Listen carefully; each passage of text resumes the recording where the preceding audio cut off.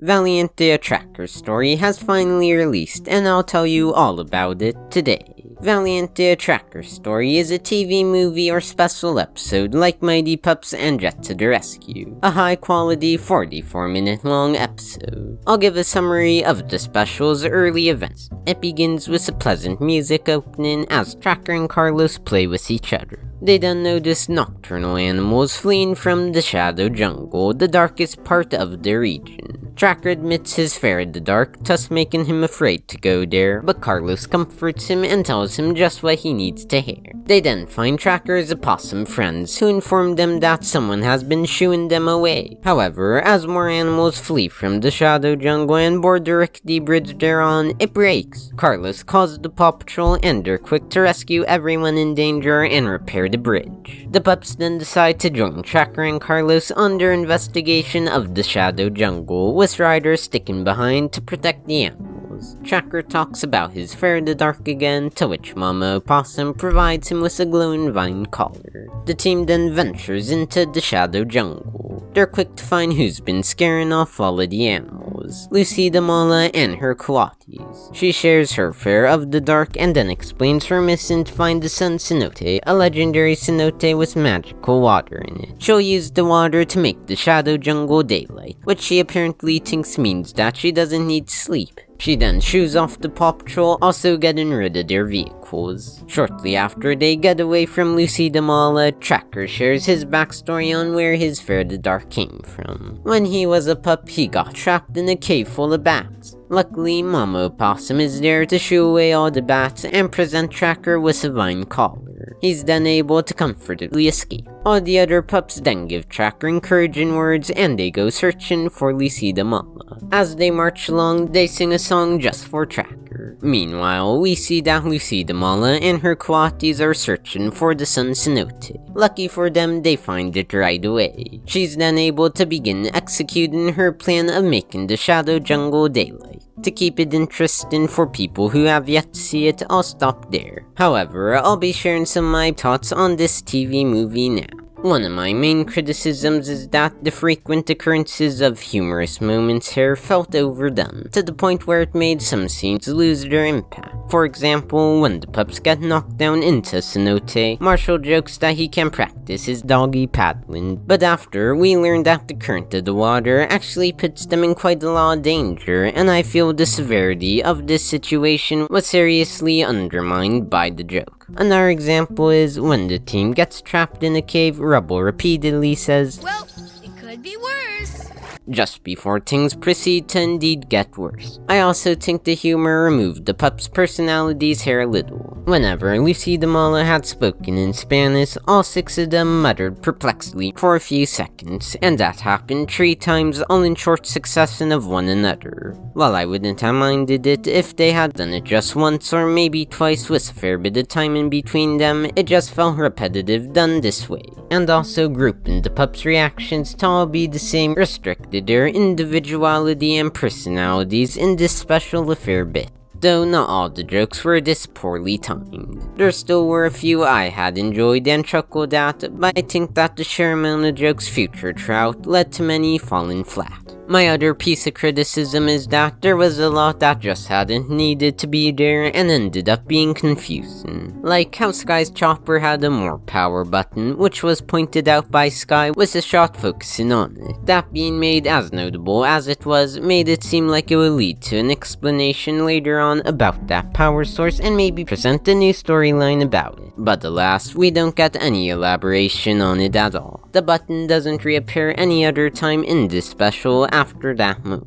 It felt to me as if that was a part of a plotline that ended up being scrapped in the final cut. Then Tracker observing his headlights had been broken, also with the shot focusing on it, felt as if it was gonna lead to something more serious. To be fair, it is reasonable for him to be worried about it as it would make it darker, but specifically pointing out made it seem as if something more consequential would happen because of it. However, it leads to nothing, as all the vehicles are pushed into a cenote shortly after, actually leaving the broken headlight insignificant in comparison. I have a few more examples, but I'll elaborate on them later. Another complaint is about Lucy the Mala's character. better. For most of the special, she's loud, impatient, short-tempered, bossy, and it's just irritating when she's on screen acting as such. Luckily, as she fades out of her villain disposition by the end, she becomes a much more pleasant character to have on screen. While antagonists aren't supposed to be characters you like, I don't think they should be characters you want to see get off screen. The distaste for villains should stem from their actions and intentions rather than just being intolerable, though this isn't very uncommon when it comes to villains in kids shows. In fact, PAW Patrol has had a few villains with similar flaws in the past. However, Valiente still had many things to enjoy. The scene of the pups playing tag at the lookout was very fun and cute. As mentioned earlier, the main six fell lacking in personality throughout the special, but this scene was an exception. Then Tracker's character felt really well done. He's quite simple, but still very interesting to watch. Overall, he has everything the main character should have. He's extremely endearing, his confident and heroic qualities get shown, as well as much of his vulnerable side. His voice actor, River Morales, who only began voicing him recently, did an excellent job here. Really was able to capture Tracker's emotions. Also, this TV movie just looked really good throughout. This is the first special in PAW Patrol's updated animation style, and I think it was used well. The locations were so detailed and full, the lighting was fantastic and created wonderful atmospheres, and the characters looked very adorable indeed.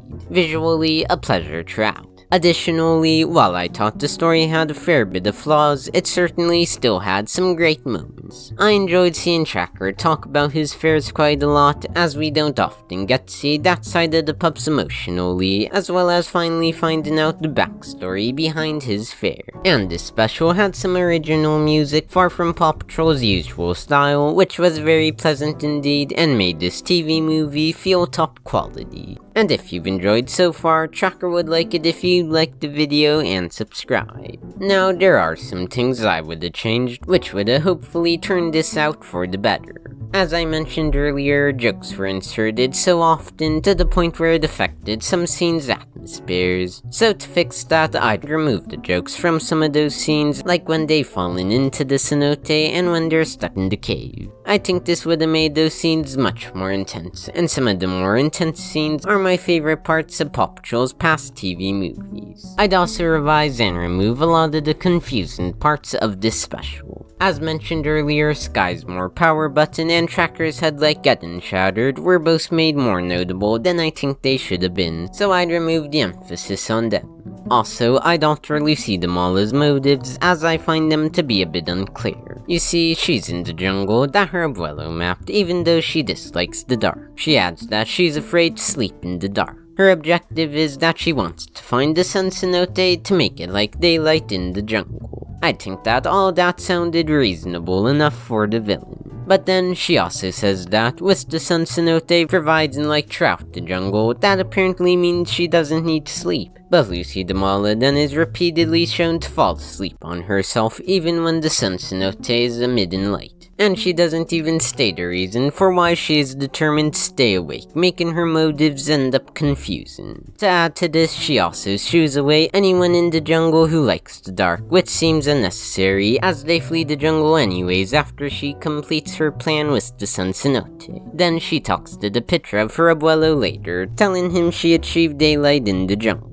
Honestly, to me, that made it seem as if lighting up the jungle was his goal so long ago. But by the end, she ends up saying what she did was just what he wouldn't have wanted, which felt awkwardly inserted there for very little reason. Now, the changes I'd make to Lucy Damala and her motives would be completely discard the parts regarding her wanting to stay awake. As I had said, it felt like that entire bit had no reason to be a part of the plot. When we are introduced to her abuelo, something implying that he wouldn't have approved of her doings earlier, as that would have made it much more satisfying when she comes to that realization at the end. Regarding what I said about her villainous side being insufferable earlier, I'd switch that out to have her be more intimidating and a bit more confident of a villain instead. I'd also alter some things regarding the sun cenote. It seemed as if it was gonna be a very difficult task to find, with it being described as a legend imagine, but there wasn't actually anything shown to prove or demonstrate this point. And when it's our first time seeing Lucy Damala and her Kwati searching for it, they find it immediately. I'd change it so it would be more of a task to locate and also have a bit more intensity surrounding it being found. Like a race against time to see whether or not the PAW Patrol could find it before Lucy Damala. Then there's Cutes' objective, which is unclear too. She appears to be unapproving of Lucy Damala's mission throughout and seemingly doesn't want to be with her band because of that. Then when Lucy Damala is shooing off the PAW Patrol, Cutes jumps out of her truck and joins the PAW Patrol, ending up running with them. She even needs to be saved from Lucida's shooing hands by Tracker, though she must break away from the pups sometimes and is then brought back to Lucida's gang. Then, when Cutes is disbanded from Lucida's group, being forsaken by Lucy Damala for a reason I'm still not quite sure on, she tags along with Tracker.